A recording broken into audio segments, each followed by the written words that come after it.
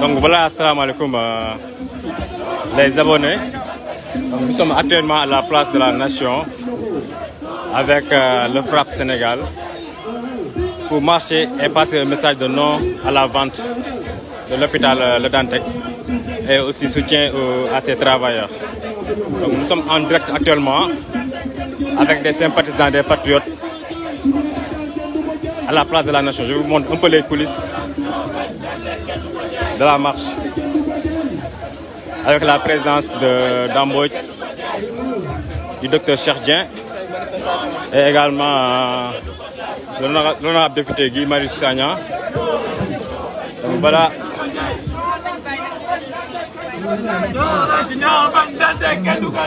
Bonjour dame, il y a un adresse sur ma page Facebook, c'est Ibrahim Thiam, le président des jeunes de Pastef. Donc là, tu as un message à donner à l'endroit des Sénégalais par rapport à cette initiative. Tu es en direct sur ma page, un mot à dire.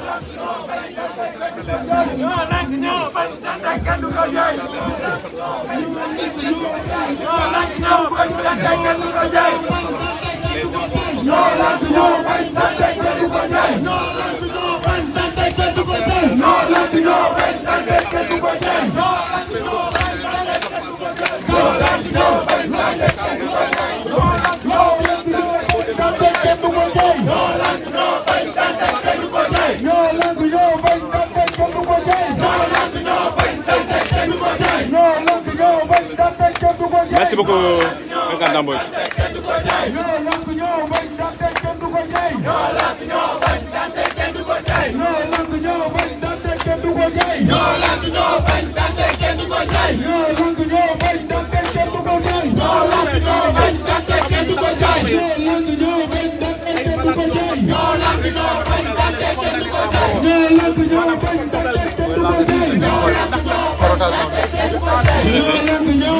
Je l'ai fait.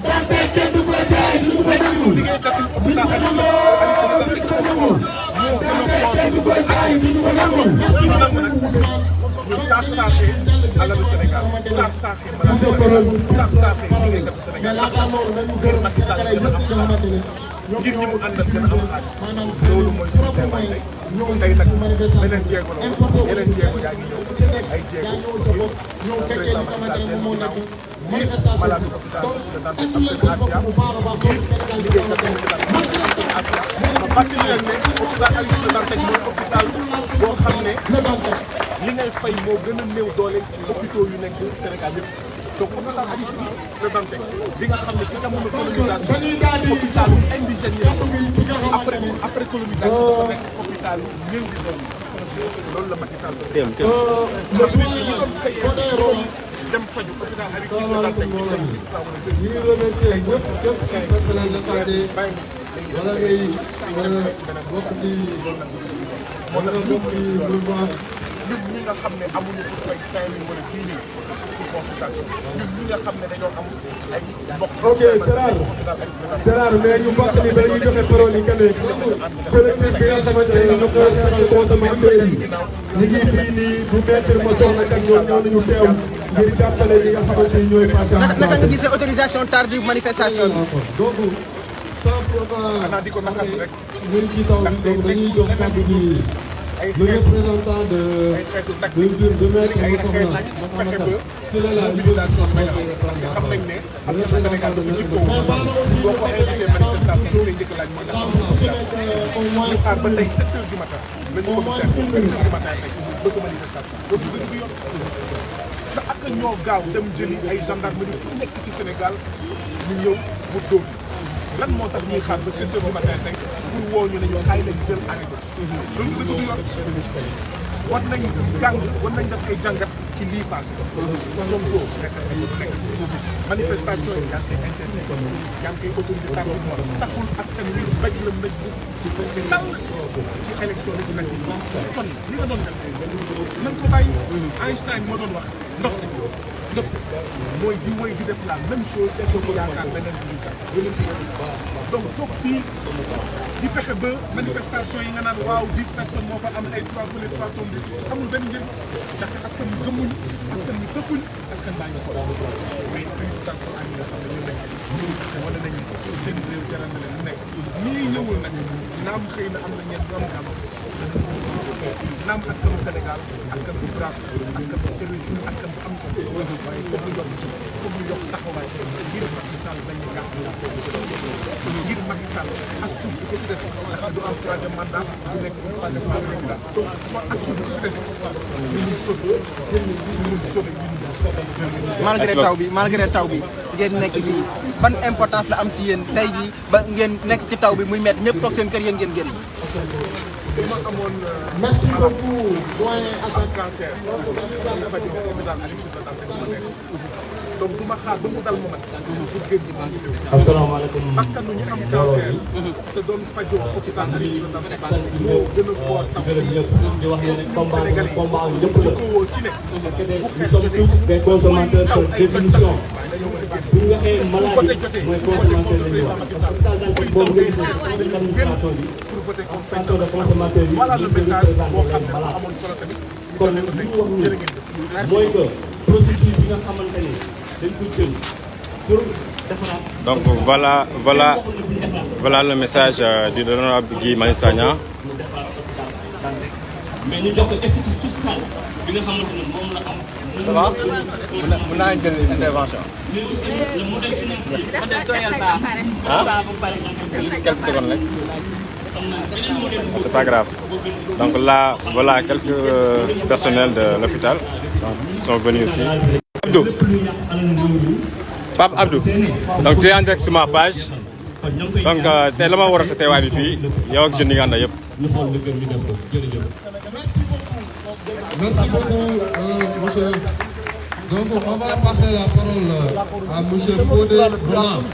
Fodé Roland.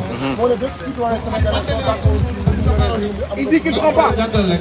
Donc on est là aujourd'hui pour répondre à l'appel non seulement des travailleurs à qui Voilà, d'accord. Donc, on va donner la parole à monsieur. mais aussi on est là pour les patients. Aujourd'hui, vous C'est Fodé Roland n'est pas là. Président du collectif du sauvegarde de l'hôpital Aristide Le Dantec. Il faut protéger à tout prix. Raison pour laquelle on est là pour dire non à cette vente bi nga xamante ni d'accord ñu. Asalaamaaleykum. Asalaamaaleykum. Camarades. Il faut aussi nous rappeler que nous ne sommes pas contre à ce que nous réceptionnons un hôpital de plus de 30 ans. waxuñu nekk jabar mais méthode bi ñu bëgg a jaarale. encore une fois c'est 3 hectares jafe-jafe buy jaay ko pour réfectionner benn hôpital boo xamante ne tey le ministre de Macky Sall les directeurs généraux de Macky Sall milliards yi sàcc alors que dëgg la.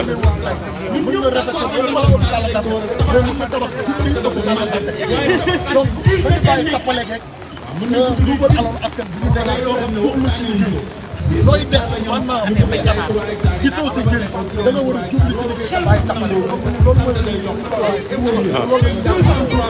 En tant que jeune leader également tey lan mooy sa message bi nga lancé le président Macky Sall je sais que il nous suit il suit les jeunes politiques ban message nga jox tey.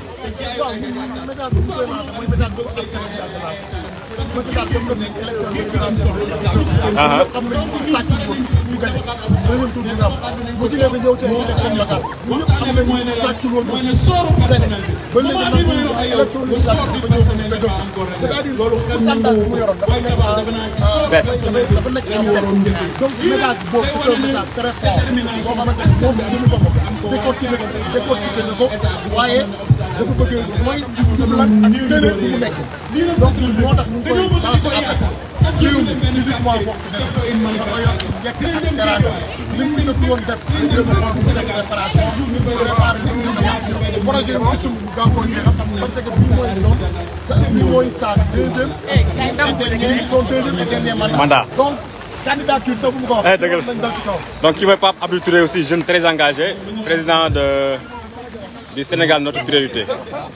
Donc voilà les coulisses de la marche donc travail yaa ngi nii donc voilà les forces de défense de l'ordre. Comme vous le savez, le président de la République avait décidé de reconstruire l'hôpital Aristide Tal, comme nous savions. Nous savons tous que les bâtiments sont vétustes. L'hôpital Aristide Tal date de 112 ans.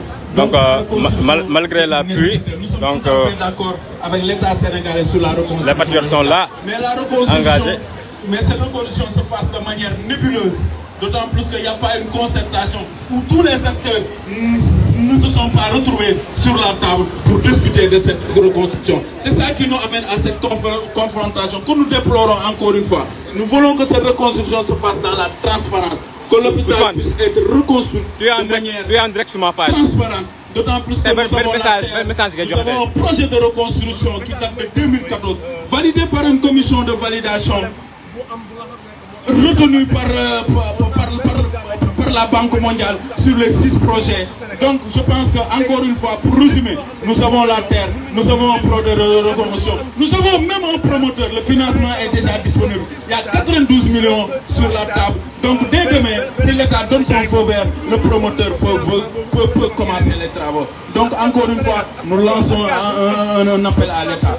La reconstruction ne doit pas nous diviser. Ce pays nous appartient. Ça appartient à tous les Sénégalais. Donc cette reconstruction doit se faire dans la concertation, que tous les acteurs se retrouvent sur une table pour qu'on puisse discuter de cette reconstruction.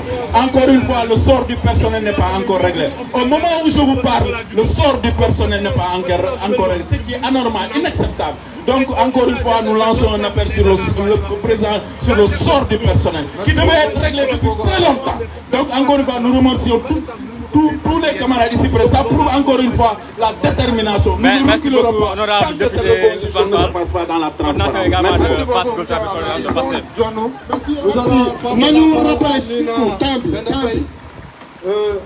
Membre du collectif Patients en danger. nañu fàttali temps bi. après Abdou Karim Xrum Xax. am na gaz de préparation.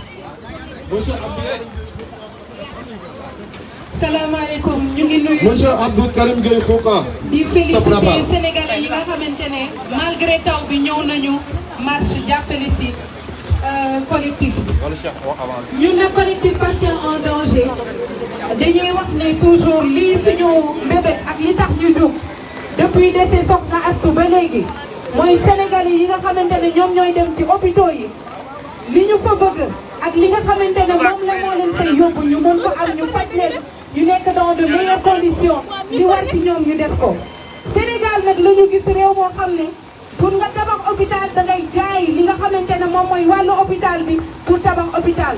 gëm nañ ne Sénégal am nañu ressource yoo xamante ne war nañu mën a may ñu tabax ci 6 hectares hôpital boo xamante ne hôpital bu mucc ayib la Sénégal yi di ci dem service yi ci soxla yëpp ñu mën ko am ñu faj leen dans de meilleures conditions avec un plateau technique relevé avec un niveau boo xamante ne suñu mbokk yi suñu maam suñu rakk yi suñu yaay yi suñu ñëpp ñi nga xam ne ñoo nekk Sénégal di ñëw ci hôpital di faju nekk 69% de la population di ñëw la Dantec du ñu soxla pour ñenn ñi ñuy génn réew mi pour faju wala ñu leen di ketal wala ñu leen di defal ay cotisation pour ñu faju gëm nañ ne lii solution bi mooy soxlawuñu jaay 3 hectares parce que des Sénégalais ont les possibilités d'investir tabax hôpital bi personnel bi ñu mën a am li nga xamante ne moom mooy seen liggéey ñu préserver ko nous solidarisons avec tous les contractuels avec toutes les personnes qui ont été impactées et qui sont impactées par la fermeture de l'hôpital,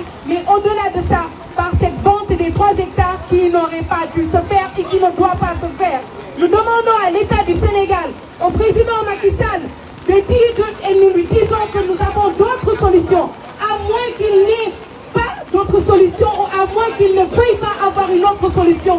Il y a toujours une solution qui pourrait nous permettre de ne pas vendre ces 3 hectares et de permettre à tous les Sénégalais qui viennent se soigner dans cet hôpital de pouvoir bénéficier des soins nécessaires. leneen li ñuy wax mooy beneen étape bi mooy ñëpp ñi nga xam ne ñoom ñooy partie prenante yi nga xam ne ñoom ñoo seq lii di problème hôpital Aristide Le Dantec mu nekk patrimoine en plus de 100 ans ci yeneen réew yi dañ ko waroon a denc sauvegarde defar ko ba nga xamante ne lépp li ñu bëgg a gis ko ci li amoon il y a 100 ans ñu mën ko gis nit ñi continuer ci faju mais malheureusement ce n'est pas le cas le collectif ak ñeneen ñi nga xam ne ñoom ñoo seq lii ñuy daw ci àq ak yelleefu maladie mais àq ak yelleef bi ñëpp ñi nga xam ne ñoom ñoo seq secteur de la santé mooy booloo dajaloo dajeeg partie prenante yëpp ñun ñëpp ñu xàcceendoo dóorandoo jërë ngeen jëf. Merci beaucoup. Maintenant, collectif patient en danger. Monsieur Abdou Karim Gueye, groupe Karim.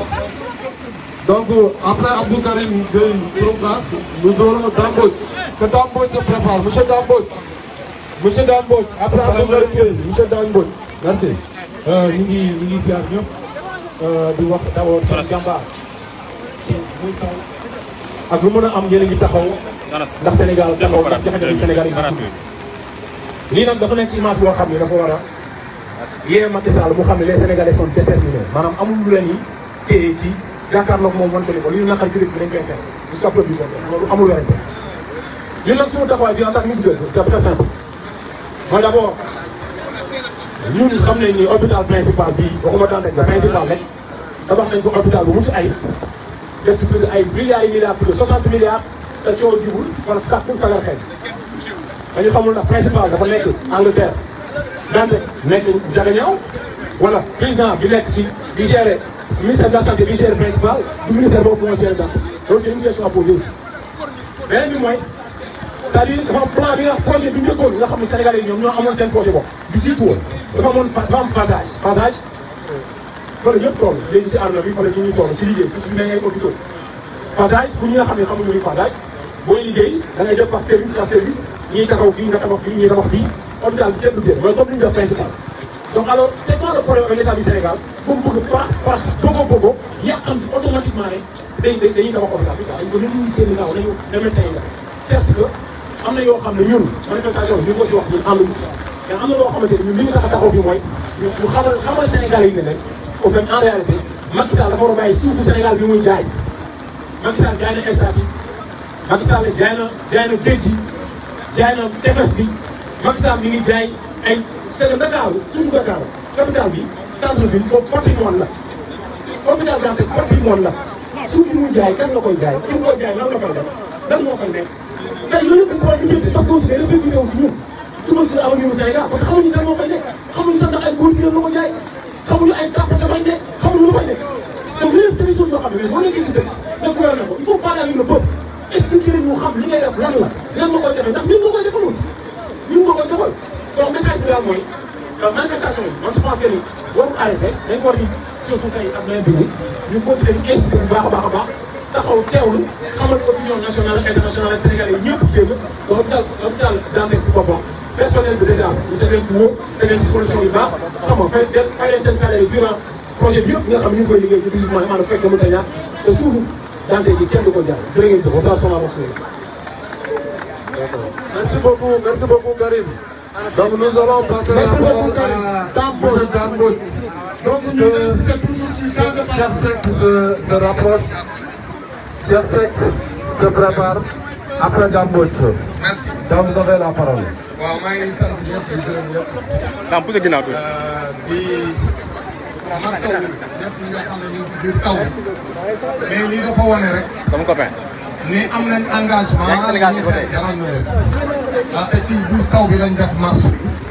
mu war ni même bu fekkente ni préfet Dakar def nay toppale. parce que dafa bàyyi ba dernière minute muy doog a wax ni la marche est autorisée. même si par ailleurs constitution bi waxul loolu. constitution bi li mu wax mooy nga yëgale. boo yëgalee moom mu ñëw encadré la. mais ñoom dañuy def yi tappale bàyyi ba dernière minute ñu ne autorisé nañ ko pour doo mën a mobiliser. mais lii ku ko gis xam ne sénégalais yi pare nañ.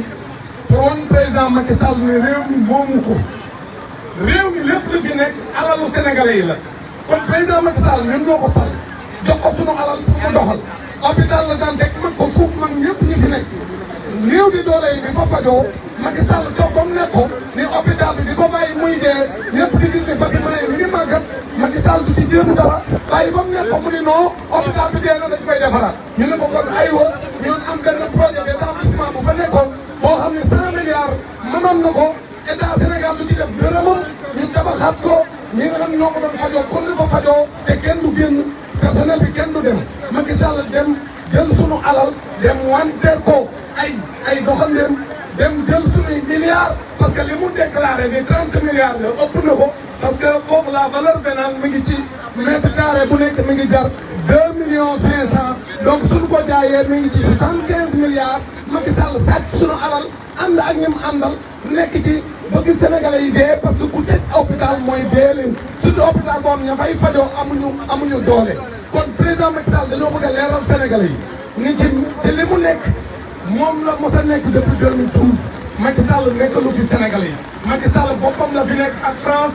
Macky Sall mi ngi fi nekk pour ñu rey Sénégalais yi parce que dafa am projet au niveau mondial boo xam ne ñu tudd le nouvel ordre mondial nga xam ne li ko tënk mooy un projet d'extermination des peuples mais mooy képp koo xam ne yow nit ku ñuul nga wala ku la jege amoo njariñ ci àdduna bi nan la rey nga dee kooku nag projet boobu Bill Gates ñu ngi ci biir ci def alalam moom ñoom àndal à travers l'OMS Macky Sall programme boobu lay déroulé moo tax mu bëgg Sénégalais yi dee kon Sénégalais yi laay woo ni leen bu ngeen toogee seen kër yi dee moo leen fay fekk parce que président Macky Sall projet boobu la nekk pour que ngeen dee abal ko bu ko defee moom mu ànd ak ñu bëgg a àndal affirmer seen alal loolu mooy projet bi président Macky Sall di porté kon les Sénégalais doivent se mobiliser pour faire face au président Macky Sall parce que le pays ne lui appartient pas.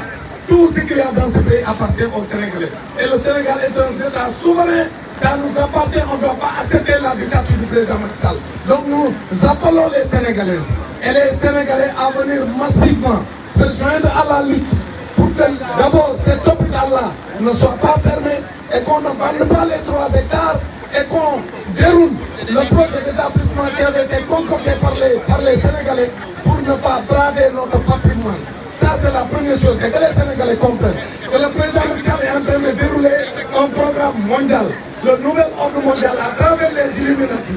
Ils disent que les peuples métèques doivent disparaître de la planète. Donc aujourd'hui, fermer cet hôpital et voter une loi OGM, tout ça entre dans ce cadre-là d'extermination des peuples métèques que nous sommes. Les Sénégalais doivent refuser, les Sénégalais doivent rejoindre. Donc, c'est le combat pour qu'on puisse demander, qu'on puisse exiger du président de la République l'arrêt systématique de la vente de cet hôpital, mais également que les Sénégalais se mobilisent pour faire quitter le président de la République du pays. Parce que combattre le président Macky Sall, c'est une manière d'adorer le projet.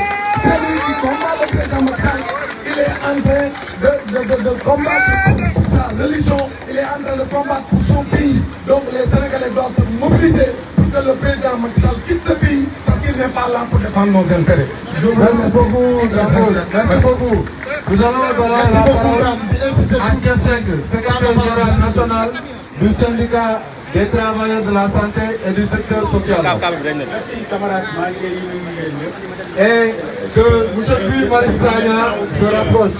de la Fédération des syndicats de la santé, dont le coordonnateur, M. Souleymane Mané, est là. C'est pour vous montrer que le problème de l'hôpital n'est plus le problème uniquement des travailleurs de l'hôpital de Dantec.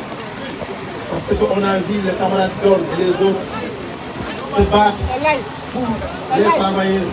Mais ça sera un problème dans le pays national, comme on l'avait fait à Louga dans le cadre de forte mobilisation. Et attendez-vous dans les jours à venir à des actions beaucoup plus rudes qui ne concerneront pas uniquement l'hôpital de Dantec, mais l'ensemble du territoire national, que ce soit dans les zones opérationnelles, que ce soit au niveau des établissements publics de santé.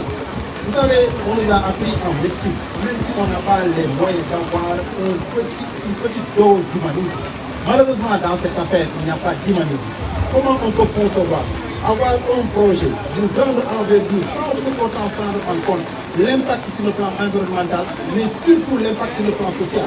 Si je parle de l'impact sur le plan social, c'est par rapport aux malades. On avait la possibilité d'arrêter de donner les rendez-vous au moins 6 mois à l'avance, en attendant que les malades, des malades chroniques, parce qu'il y a les services où le traitement et la prise en charge de ces malades peut durer jusqu'à 3 ou 4 mois, et parfois même 5 mois. Cela n'a pas été fait.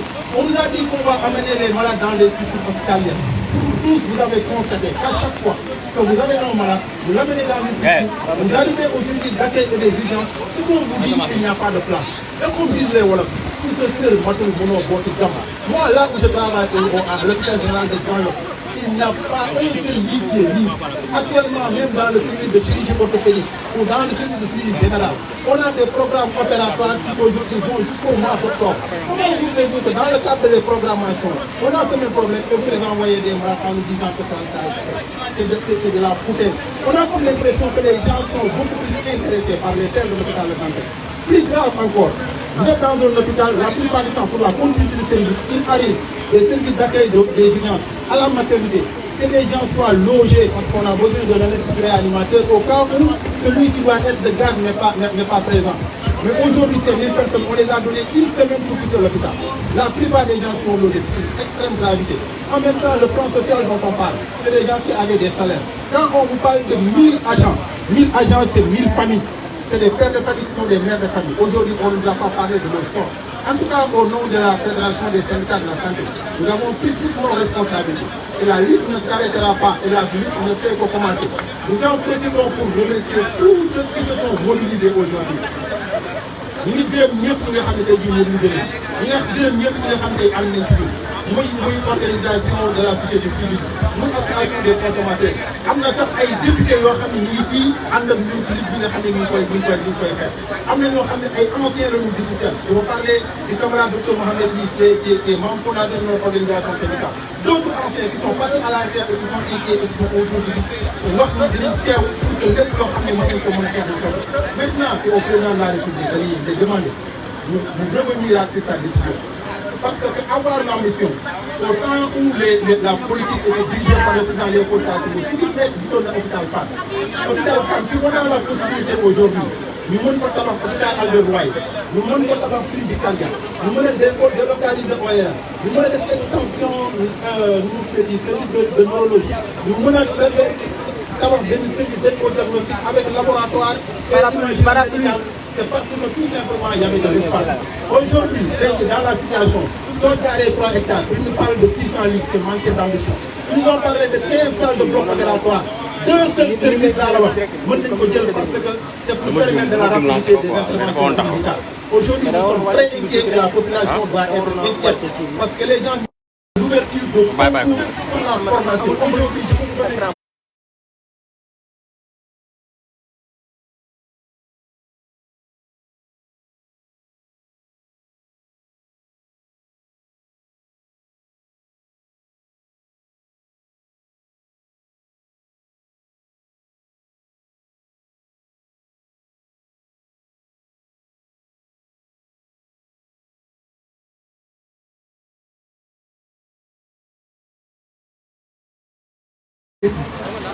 ñun au moins am nañ mën nañ def conférence de presse mën nañ def marche pour naqarlu lu ñuy naqarlu waaye policiers yi ñuy fay 90 000 francs par mois père mère soutien de famille 90 000 francs ak soble bu yokk ceeb bu yokk suukar bu yokk diwlin bu yokk lépp lu yokk il est facile d'imaginer kon les difficultés yi nga xam ne les auxiliaires de police payent 90 000 francs par mois difficultés auxquelles ils sont confrontés loolu bu noppee félicité ñi nga xam ne ñëw nañ tey ndaxte ñi ñëw tey ay jàmbaar nañu ce sont des conditions extrêmement difficiles ndaxte xam nañ ne Dakar bu tawee dem bi ak dikk bi jafe na paasu taxi cher na gis taxi sax wala gis Ndiaga Ndiaye wala gis li nga xam ne mooy car rapide sax métti na donc ñi ñëw tey ils sont à féliciter félicitations et bravo à vous mais dañ ko def pour ñun dañ ko def pour suñuy mbokk dañ ko def pour suñuy dëkkandoor ndaxte jamono jii ñuy wax malade yi doon fajoo hôpital Aristide Le Dantec ñu ngi nekk ci njàqare ñu ngi nekk ci métit ñu ngi nekk ci jafe-jafe rawatina ñi nga xam ne dañoo am feebaru cancer ñëpp xam nañ ne la seule radiothérapie le seul appareil de radiothérapie boo xam ne mun nañ ne jot na ci Sénégal mooy bu nekk hôpital Aristide Le Dantec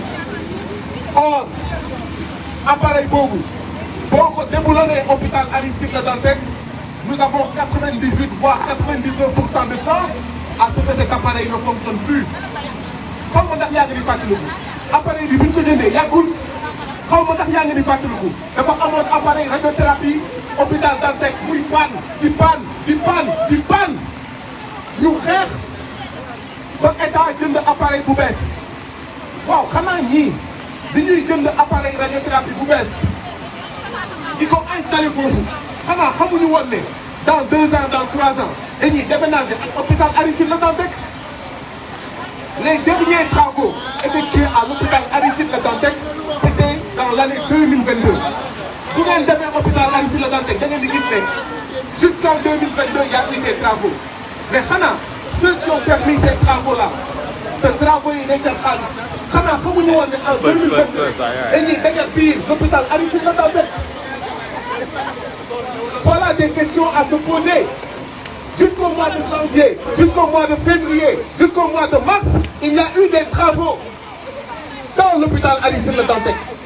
Lu xew mooy président Macky Sall xam na ne du am 3e mandat xam na ne du am 3e candidature mu bëgg a gaawantu saax suñu suuf. Et ce qui est scandaleux, c'est au détriment de la santé des malades, au détriment de la situation des travailleurs et de leurs familles. Et ça, c'est extrêmement grave. Ma ne bëgg suuf bëgg alalu àddina warul tax nga tànk ay doomu aadama. Cette option du président de la République Macky Sall de vendre 3 hectares pour construire 3 hectares, c'est une condamnation à mort de certains patients. Parce que appareil radiothérapie bu dalal jàmm baaxul santul ci panne la dëkk. Bu Touba ñu nekk di ko paramétrer doxagul. Kon il y a un seul appareil de radiothérapie jamono ji bu kat mooy hôpital Aristide Le Dantec. Le déboulonner, c'est perdre de l'argent, c'est condamner à mort des patients. Lii mooy wax ci beneen bi mooy mais il y a des travailleurs yoo xam ne ce sont pas des fonctionnaires du état moo leen di fay du ministère de la santé moo leen di fay du programme moo leen di fay hôpital Dantec moo leen di fay. Kon en fermant l'hôpital Aristide Le Dantec, ces travailleurs-là, prestataires de l'hôpital Aristide Le Dantec, contractuels de l'hôpital Aristide Le Dantec, kenn du leen fay à la prochaine fin de mois. Et donc, on est en train de plonger ces travailleurs et leurs familles dans un stress. Jamono ji nga xam ne saaku soble mu ngi jar 50 000 francs dans certaines parties de ce pays nga bëgg a jeter à la rue, déguerpir des travailleurs sans leur assurer qu'ils vont percevoir les prochains mois leur salaire. Oui, les syndicats de la santé encore debout de l'hôpital Aristide Le Dantec ont raison de se battre. Ndaxte bi ñu rencontré le ministre de la santé daf leen ne dinañ xool comment on va payer les travailleurs. Mais loolu du dëgg du yoon. Même les autres travailleurs yi nga xam ne nekkuñu contractuels nekkuñu prestataires de l'hôpital mais seen indemnité seen motivation bi nga xam ne hôpital moo leen ko doon jox et qui leur permettait d'arrondir leur fin de mois, de tenir dans ce Sénégal où la vie coûte cher, extrêmement cher. Rien que le loyer prend plus de la moitié de votre salaire. Mais même ces travailleurs-là, que vont-ils devenir? Sakama les prestataires de l'hôpital Aristide Le Dantec, Sakama les contractuels de l'hôpital Aristide Le Dantec. Xam ngeen li am mooy président Macky Sall suufu aéroport mu sàcc, suufu forêt classée de Mbao mu sàcc, suufu Tobène mu sàcc, suufu hôpital Aristide Le Dantec ñu bëgg a sàcc. Ci may daanele mooy li daam wax lay waxaat. Mètre carré hôpital Aristide Le Dantec jarul 1 million ba ñu naan 30 milliards. Mètre carré hôpital Aristide Le Dantec mu ngi jar 2,5 millions. Donc multiplié par 30 000 hectares, ça fait 75 milliards. Ñu déclaré 30 milliards, ana 45 milliards yi. Président Macky Sall moo ko bëgg ne fuuf moom ak njabootam moom ak i xaritam. Mais dafa doy. Loolu la ñu wax ne ci dëgg du yoon. Fii lañ doon wax am na ay weer ci ginnaaw Aliou Sall suñu 400 000 mais président Macky Sall suñu 45 milliards suñu 45 milliards. Donc la lutte va continuer. Il faudra qu'on évalue cette manifestation. Il faudra que nous massifions même les autres acteurs jusqu'à ce que le président Macky Sall recule et Inch'Allah il va reculer. La lutte continue, c'est la lutte libère. Merci beaucoup. Merci beaucoup, Guy Marius Sagna. On va donner la parole